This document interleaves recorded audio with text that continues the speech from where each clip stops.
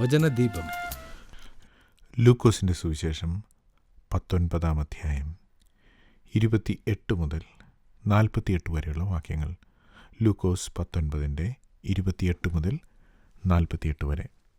ഇത് പറഞ്ഞിട്ട് അവൻ മുമ്പായി നടന്നുകൊണ്ട് യെരുശലേമിലേക്ക് യാത്ര ചെയ്തു. അവൻ ഒലീവ് മലയരികെ ബേത്ത്ഫാഗയ്ക്കും ബെഥാന്യയ്ക്കും സമീപിച്ചപ്പോൾ ശിഷ്യന്മാരിൽ 2 പേരെ അയച്ചു. നിങ്ങൾക്കെതിരെയുള്ള ഗ്രാമത്തിൽ ചെല്ലുവിൻ. അതിൽ കടക്കുമ്പോൾ ആരും ഒരിക്കലും കയറിയിട്ടില്ലാത്ത ഒരു കഴുതക്കുട്ടിയെ കെട്ടിയിരിക്കുന്നത് കാണും. അതിനെ അഴിച്ചു കൊണ്ടുവരുവിൻ. അതിനെ അഴിക്കുന്നത് എന്ത് എന്ന് ആരെങ്കിലും നിങ്ങളോട് ചോദിച്ചാൽ, കർത്താവിന് ഇതിനെക്കൊണ്ട് ആവശ്യമുണ്ട് എന്ന് പറവിൻ എന്ന് പറഞ്ഞു.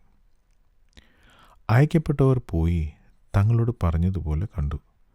കഴുതക്കുട്ടിയെ അഴിക്കുമ്പോൾ അതിൻ്റെ ഉടയവർ കഴുതക്കുട്ടിയെ അഴിക്കുന്നത് എന്ത് എന്ന് ചോദിച്ചതിന്, കർത്താവിന് ഇതിനെക്കൊണ്ട് ആവശ്യമുണ്ട് എന്ന് അവർ പറഞ്ഞു. അതിനെ യേശുവിൻ്റെ അടുക്കൽ കൊണ്ടുവന്ന് തങ്ങളുടെ വസ്ത്രം കഴുതക്കുട്ടിമേൽ ഇട്ട് യേശുവിനെ കയറ്റി. അവൻ പോകുമ്പോൾ അവർ തങ്ങളുടെ വസ്ത്രം വഴിയിൽ വിരിച്ചു.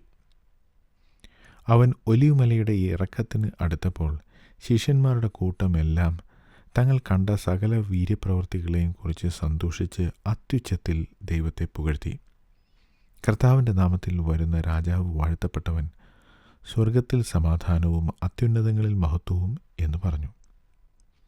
പുരുഷന്മാരിൽ ചില പരീശന്മാരോ അവനോട്, ഗുരു, നിന്റെ ശിഷ്യന്മാരെ വിലക്കുക എന്ന് പറഞ്ഞു.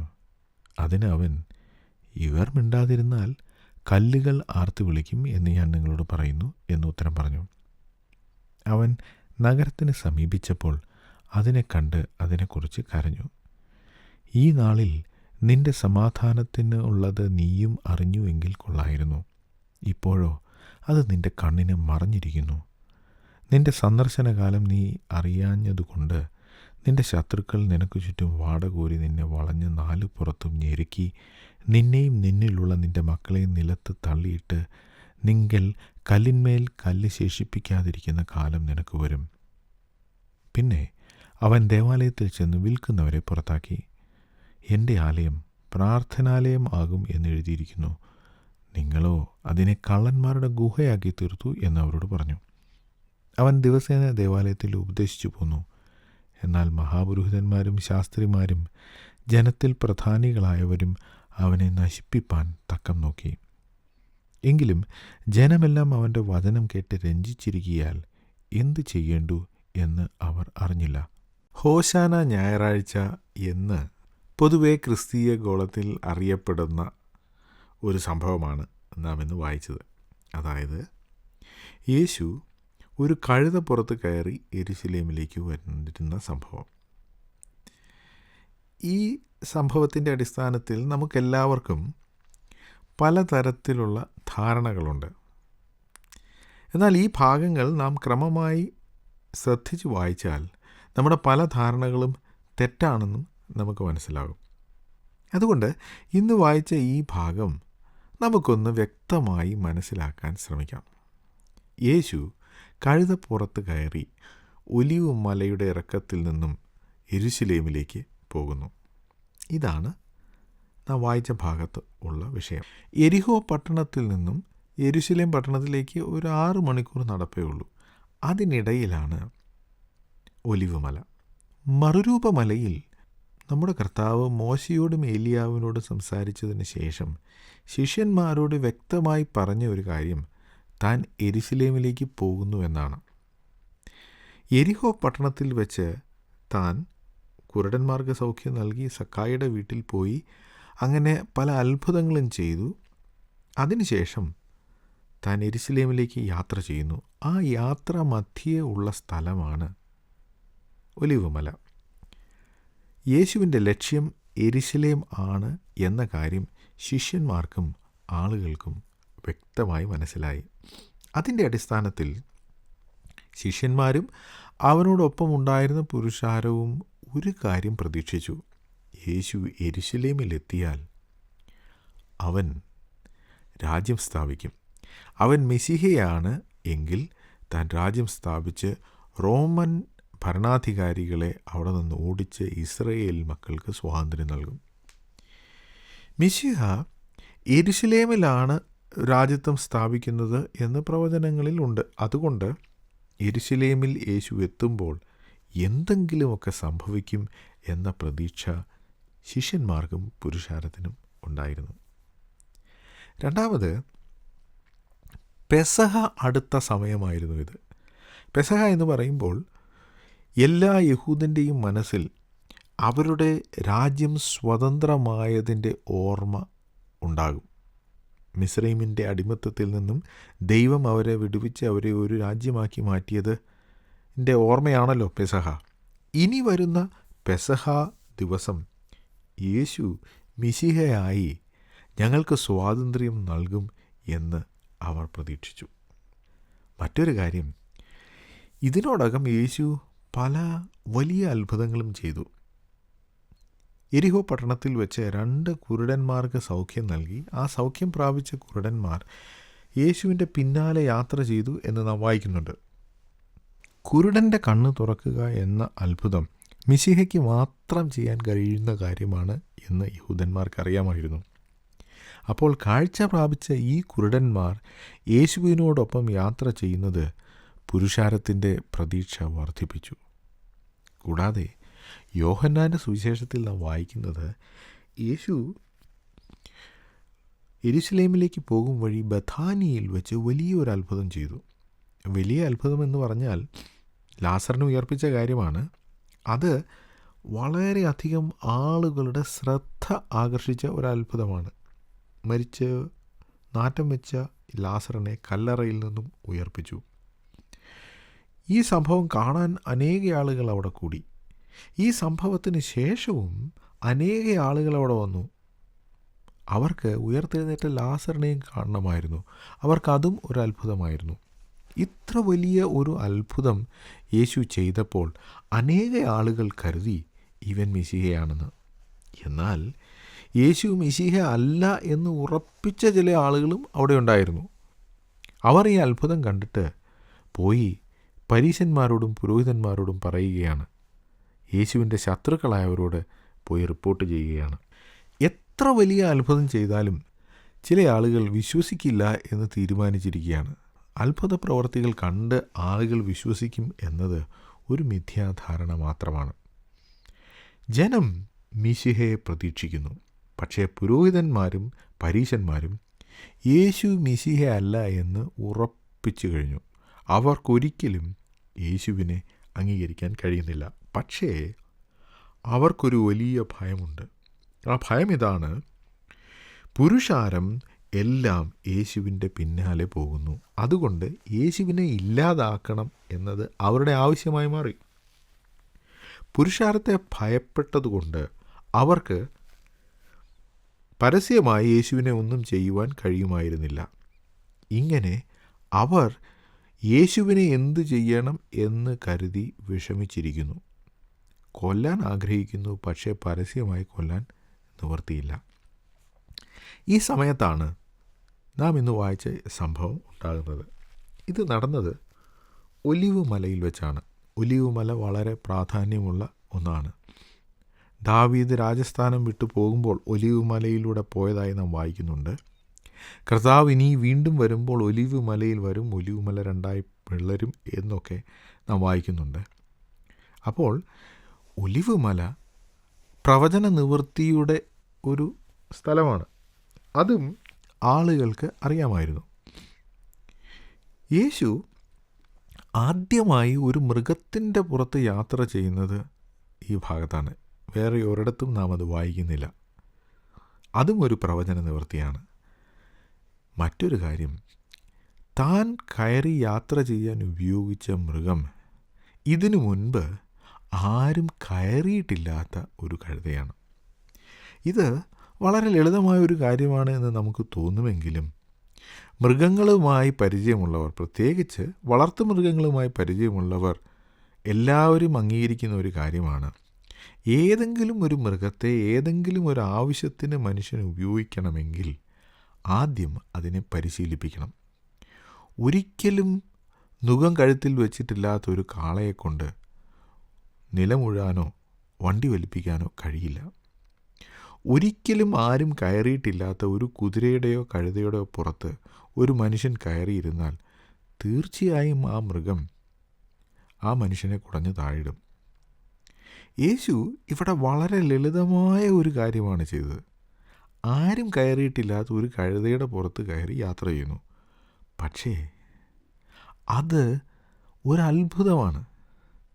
ഇത് പലപ്പോഴും നാം ശ്രദ്ധിക്കാതെ പോകുന്നു. ഒരിക്കലും സാധിക്കാത്ത ഒരു കാര്യമാണ് യേശു അവിടെ ചെയ്തത്.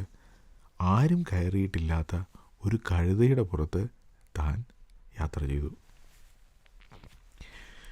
യേശു ഒലിവ് മലയുടെ ഭാഗത്തെത്തിയപ്പോൾ തൻ്റെ ശിഷ്യന്മാരെ അവർക്ക് മുമ്പായുള്ള ഗ്രാമത്തിലേക്ക് അയക്കുന്നു. താൻ എന്നിട്ട് പറയുന്നു, അവിടെ നിങ്ങൾ കെട്ടപ്പെട്ട ഒരു കഴുതയെ കാണും, അതിനെ അഴിച്ചുകൊണ്ട് വരിക. ഇതിനെ എന്തിനാണ് അഴിക്കുന്നത് എന്ന് അതിൻ്റെ ഉടമസ്ഥർ ആരെങ്കിലും ചോദിച്ചാൽ കർത്താവിന് ഇതിനെ ആവശ്യമുണ്ട് എന്ന് പറയുക എന്നാണ് പറഞ്ഞത്. എതിരെയുള്ള ഗ്രാമത്തിൽ കെട്ടപ്പെട്ട ഒരു കഴുതയുണ്ട് എന്ന് കർത്താവിന് അറിയാമായിരുന്നു. ശിഷ്യന്മാരെ അയച്ചപ്പോൾ അവർ അതുപോലെ തന്നെ കാണുകയും ചെയ്തു. കർത്താവ് തനിക്ക് മുൻപ് ഒരു പരിചയവുമില്ലാത്ത ഒരാളുടെ കഴുതയെ അഴിച്ചുകൊണ്ട് വരുവാൻ ആവശ്യപ്പെടുകയാണ്. നമുക്ക് കഴുതയെക്കുറിച്ച് വലിയ പരിചയമില്ല. കാരണം ഇന്ന് നാം കഴുതയെ ഉപയോഗിക്കാറില്ല. വളരെ അപൂർവം ചില സ്ഥലങ്ങളിൽ മാത്രമേ കഴുതയെ ആളുകൾ ഉപയോഗിക്കാറുള്ളൂ. എന്നാൽ അക്കാലത്ത് സാധാരണക്കാരുടെ വാഹനമായിരുന്നു കഴുത. അങ്ങനെയാണെങ്കിൽ നമ്മുടെ സംസ്കാരത്തിൽ അതിന് തുല്യമായുള്ളതാണ് കാറോ സ്കൂട്ടറോ. ആരെങ്കിലും നിങ്ങളുടെ വീട്ടിൽ വന്ന് നിങ്ങളുടെ കാർ എനിക്ക് വേണം എന്ന് ചോദിക്കുകയാണെങ്കിൽ നാം പറയും, എനിക്ക് കാറിനോണ്ട് ആവശ്യമുണ്ട്, എനിക്കിപ്പോൾ തരാൻ പറ്റില്ല എന്ന്. എന്നാൽ ആരെങ്കിലും ഒരാൾ നിങ്ങളുടെ വീട്ടിൽ വന്ന് നിങ്ങളുടെ കാർ എടുത്തുകൊണ്ട് പോവുകയാണ്. അപ്പം നിങ്ങൾ ചോദിക്കുന്നു, എന്തിനാണ് എൻ്റെ കാർ എടുക്കുന്നത് എന്ന് ചോദിച്ചാൽ അദ്ദേഹം പറയാണ്, കർത്താവിന് ഇതിനെ കൊണ്ട് ആവശ്യമുണ്ട് എന്ന്. അങ്ങനെ ആരെങ്കിലും പറഞ്ഞാൽ നിങ്ങളുടെ പ്രതികരണം എന്തായിരിക്കും? സമ്മതിക്കാൻ സാധ്യതയില്ല, അല്ലേ? എന്നാൽ ഇവിടെ ഈ വ്യക്തി, ശിഷ്യന്മാർ പറഞ്ഞു കർത്താവിന് ഇതിനെക്കൊണ്ട് ആവശ്യമുണ്ട് എന്ന് പറഞ്ഞപ്പോൾ യാതൊരു തടസ്സവും പറഞ്ഞില്ല, കഴുതയെ കൊണ്ടുപോയിക്കൊള്ളാൻ പറഞ്ഞു. എന്തുകൊണ്ടാണ് യേശു ഇത് ചെയ്തത്?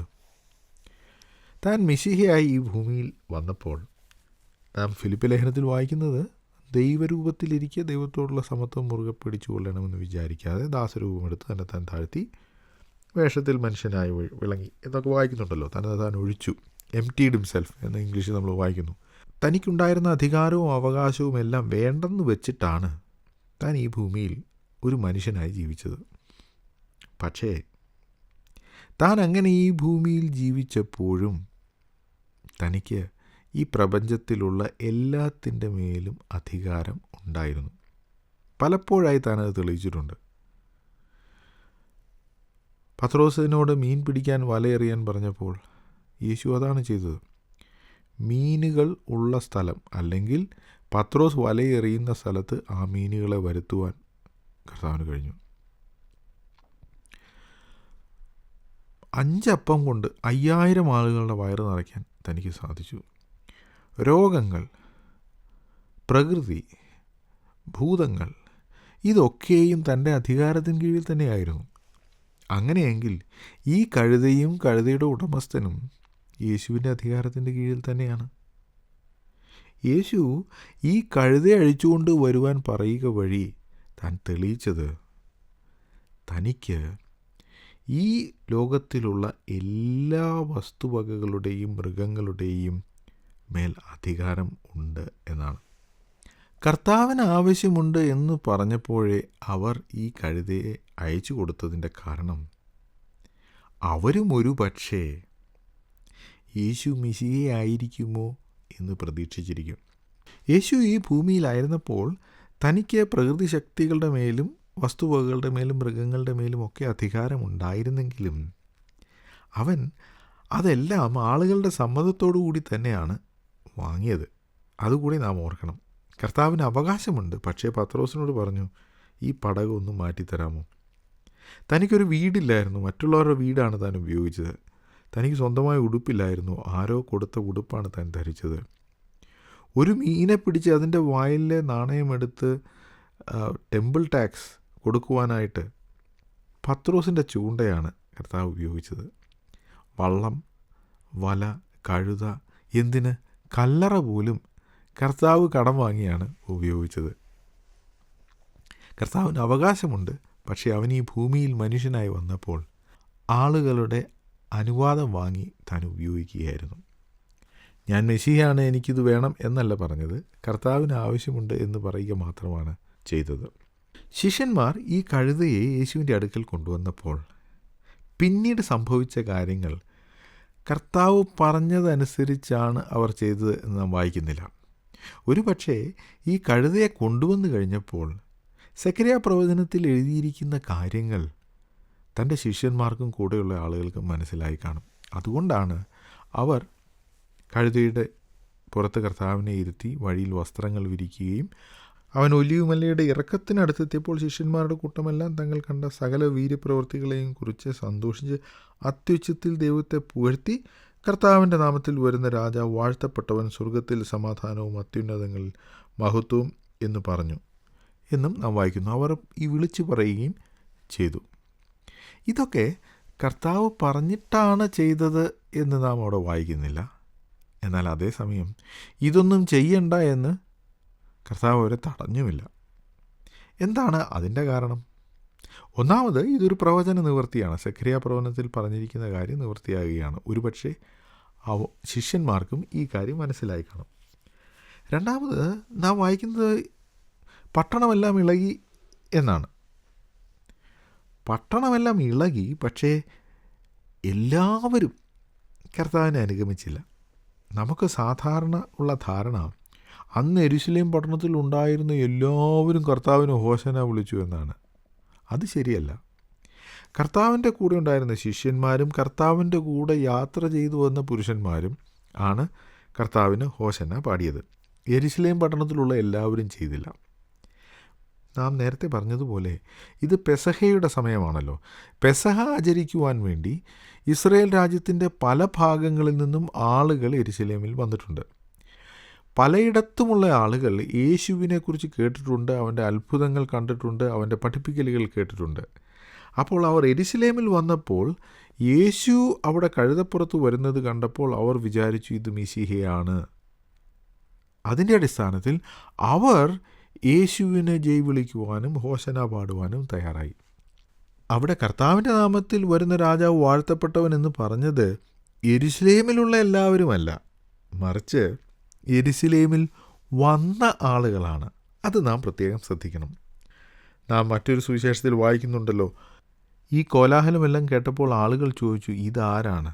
അപ്പോൾ അവർ പറഞ്ഞു നസ്രയത്തിൽ നിന്നുള്ള പ്രവാചകനായ യേശു. നസ്രയത്ത് എന്ന് പറയുന്നത് തന്നെ ആളുകളെ കളിയാക്കാൻ വേണ്ടിയാണ്. അവിടെ നിന്നുള്ളൊരു പ്രവാചകനാണ് എന്ന് മാത്രമേ യെരൂശലേമിലുള്ള ആളുകൾ കരുതിയുള്ളൂ. എന്നാൽ ശിഷ്യന്മാർ ഇവൻ മെസ്സിഹയാണ് എന്ന് കരുതി. ഇവിടെ സംഭവിച്ച ഈ കാര്യങ്ങൾ, പുരുഷാരം അവനെ വാഴ്ത്തപ്പെട്ടവനെന്ന് വിളിക്കുന്നതും അവൻ്റെ സന്നിധിയിൽ ശബ്ദത്തിൽ വിളിക്കുന്നതുമെല്ലാം യേശു ഒരു നല്ല കാര്യമായിട്ട് കണ്ടു എന്ന് നാം അവിടെ കാണുന്നില്ല. അവനതിനെ തടഞ്ഞില്ല.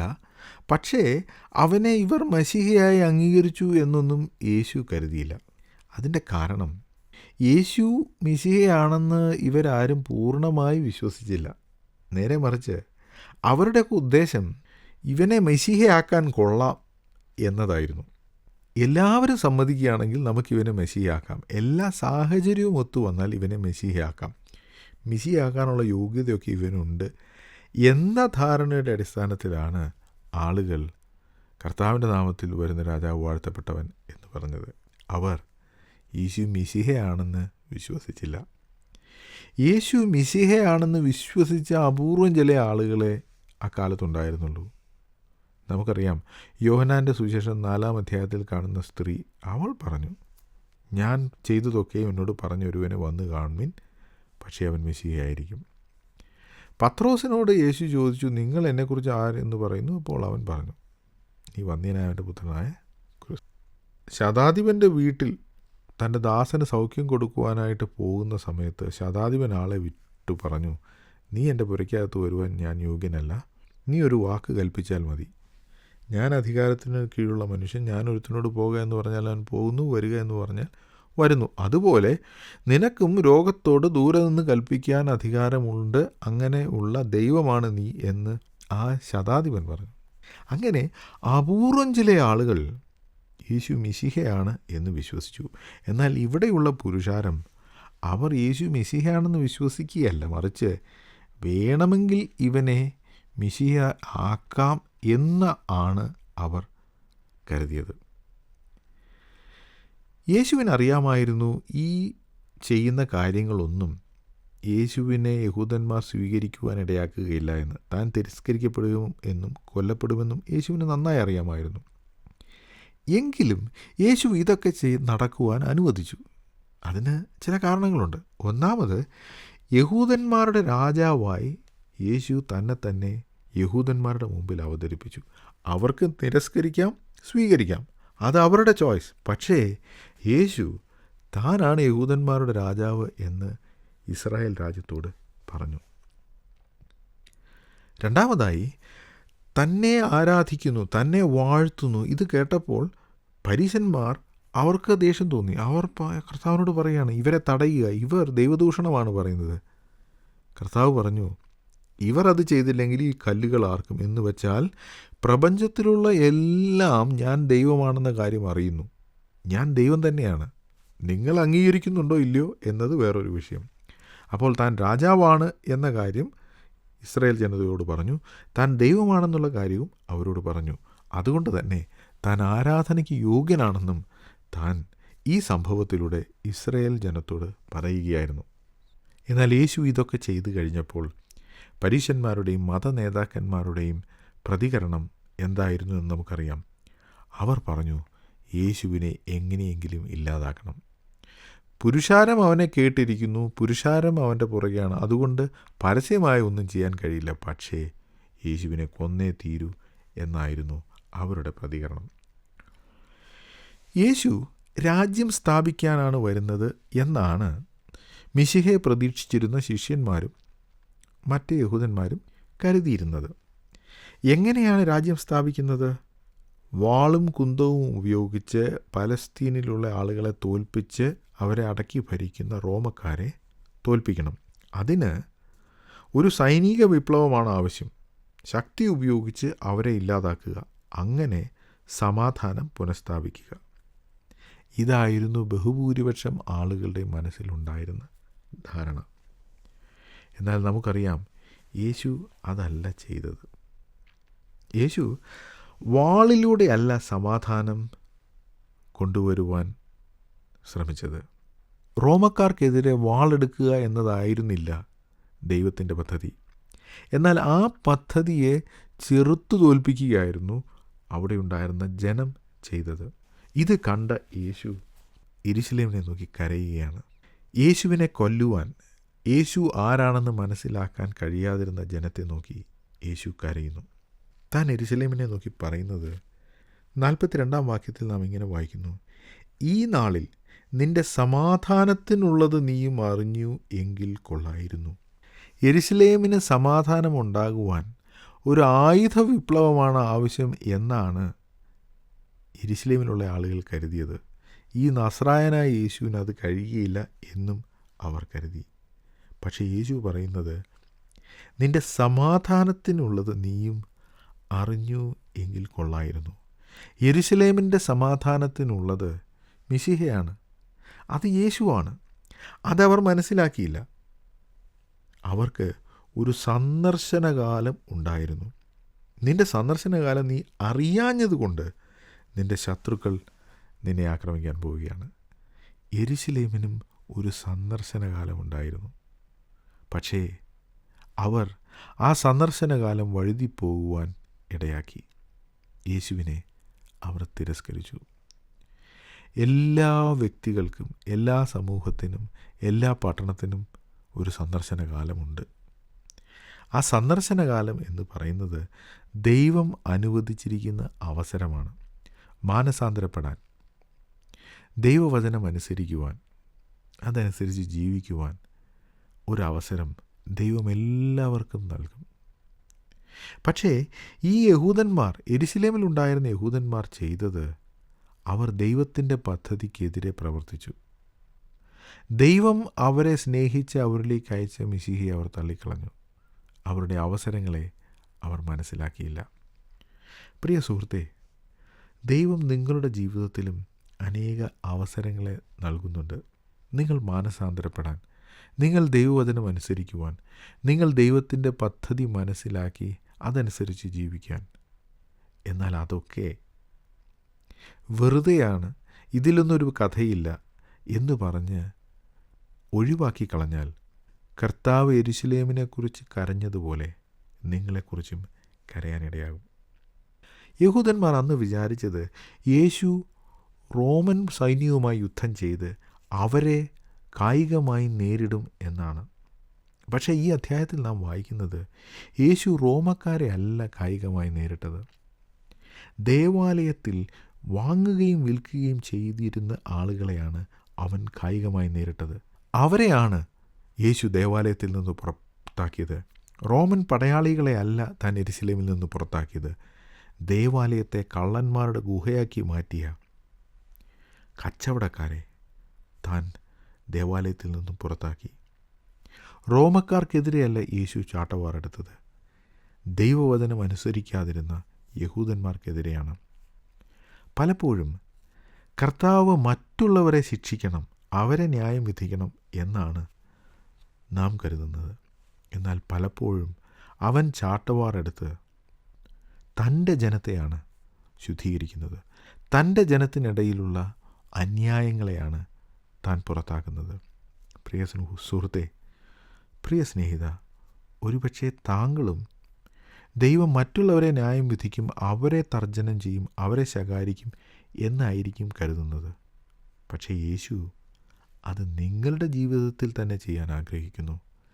നിങ്ങളെ തന്നെ ശുദ്ധീകരിക്കാൻ ആഗ്രഹിക്കുന്നു.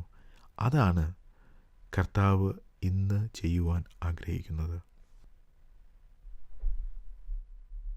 ഞങ്ങളുടെ നമ്പർ 072429191. നമ്പർ ഒരിക്കൽ കൂടി 072429191. ഞങ്ങളുടെ വിലാസം വചനദീപം, പോസ്റ്റ് ബോക്സ് നമ്പർ 2566, ബാംഗ്ലൂർ 25. വിലാസം ഒരിക്കൽ കൂടി വചനദീപം, പോസ്റ്റ് ബോക്സ് നമ്പർ 2566, ബാംഗ്ലൂർ 25.